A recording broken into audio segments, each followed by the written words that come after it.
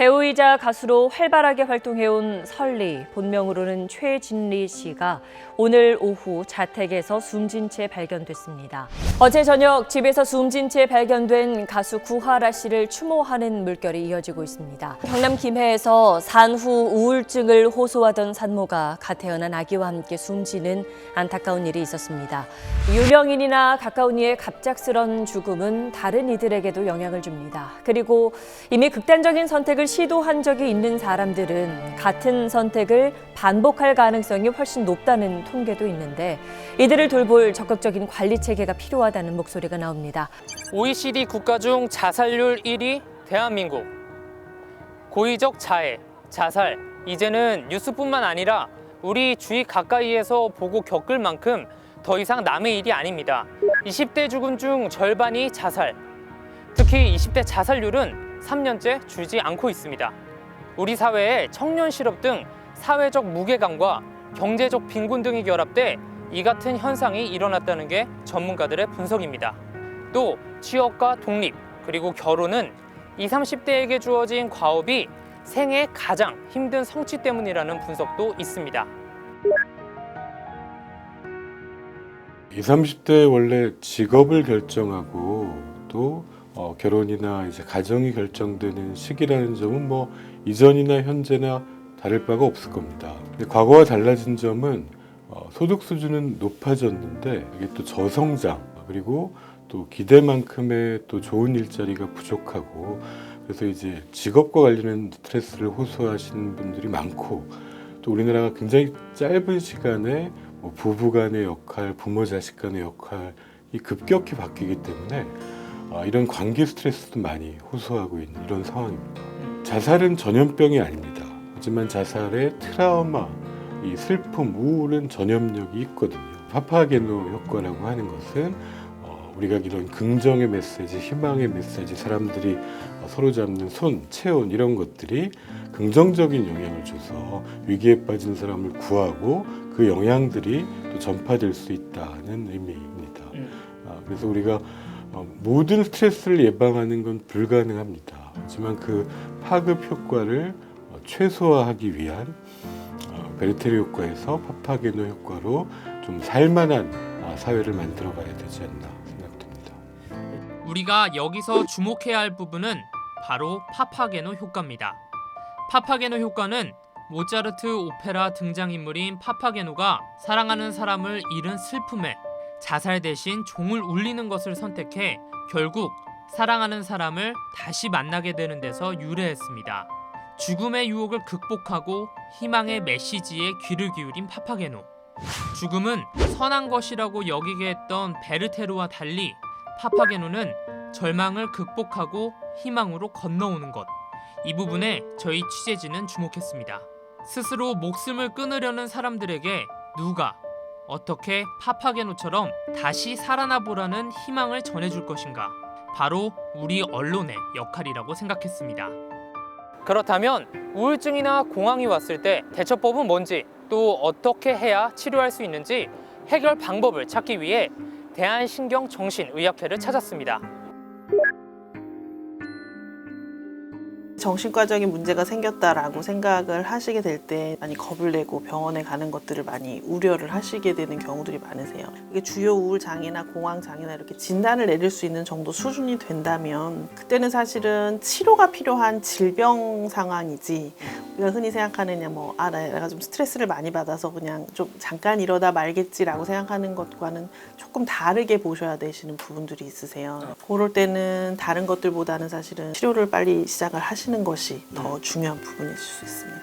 우울증, 공황장애, 치료를 받으면 조금 나아지기는 하는 걸까요? 저희가 치료 목표는 완치를 목표로 하는 거거든요.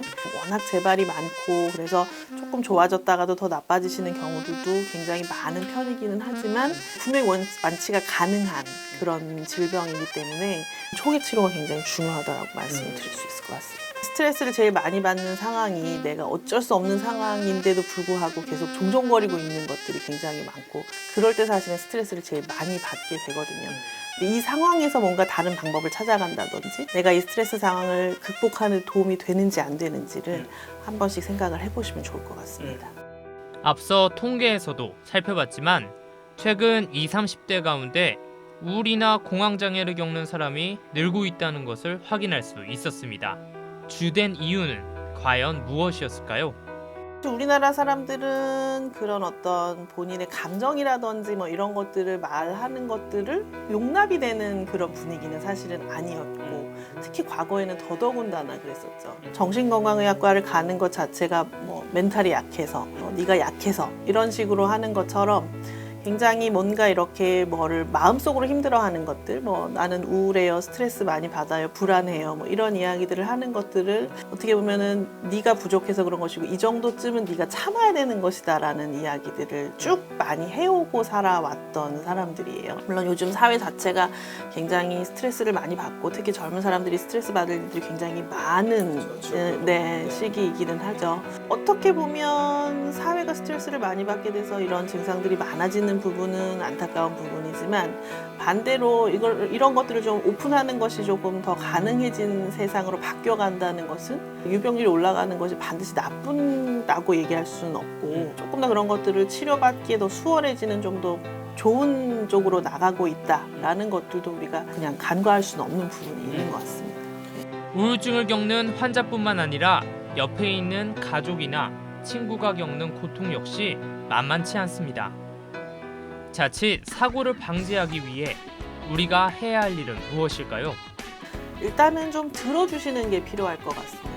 저희가 보통 자살 예방을 한다거나 이런 교육을 할 때 제일 먼저 말씀드리는 게 그분의 감정을 좀 충분히 들어드려라 라는 이야기들을 많이 말씀드리거든요. 누군가가 이렇게 좀 힘들다라는 얘기를 할 때 그런 이야기들을 좀 못하게 하는 경우들도 분명히 있고요. 같이 힘들어지는 것들이 좀 부담스러워지는 상황이 생길 수도 있으니까요. 그런 경우는 이제 좀 혼자 그러지 그걸 굳이 말을 해 라는 마음으로 정말 하는 경우들도 있고, 도와주겠다라는 의도로 이야기를 할 때도 보통 이야기를 할 때 나는 이러이러한 상황이 생겨서 이렇게 많이 힘들어 라고 이야기를 하게 됐을 때 도와주고 싶은 마음이 생기다 보니까 그런 거 갖고 힘들어해 라는 이야기를 하게 되는 경우도 있죠. 그런 거는 정말 별거 아니다 라는 이야기들을 좀 굉장히 쉽게 하는 경우들이 많아요. 그런데 문제는 뭐냐면 우울증에 빠지게 되면 본인과 관련된 모든 것들이 굉장히 부정적으로 느껴지는 경우들이 많거든요. 증상이 심하실 때는 본인이 그런 줄을 모르기 때문에 남들이 지나면 별일이 아니야 라고 이야기를 하게 되면 그래 정말 이게 내가 이겨나갈 수 있어 라고 생각을 하기보다는 아무도 내가 힘든 걸 알아주지 않는구나 라고 생각을 하고, 나는 정말 기댈 곳이 없고 정말 이거는 해결할 수 있는 방법이 없구나 라고 느끼게 되시는 경우들이 많거든요. 그렇게 안 힘든 거야 라고 얘기를 해주기보다는 네가 참 지금 힘들겠구나, 너가 지금 굉장히 힘든 거를 느끼고 있겠구나 라고 그런 것들을 좀 들어주고, 좀 충분히 들어줘서 그래 너를 이해하려고 좀 노력을 해보겠다 라는 것들이 먼저 좀 충분히 마음이 와닿은 다음에 그 다음에 뭐 이런 것들을 객관적으로 좀 들여다보는 것을 하는 거는 좀 뒤로 미루는 게 좀 필요할 것 같아요. 저도 개인적으로 공황과 우울 등으로 힘든 시절을 겪은 적이 있습니다. 마치 나 혼자 어딘가에 갇혀있는 느낌. 그래서 누군가에게 손을 내밀고 싶지만 빠져나오지 못할 것 같은 기분. 용기를 내기 힘들었습니다. 우울증으로 먼저 하늘로 떠난 친구도 있습니다. 당시 왜 손을 잡아주지 못했는지 지난 일이지만 많은 후회가 남습니다.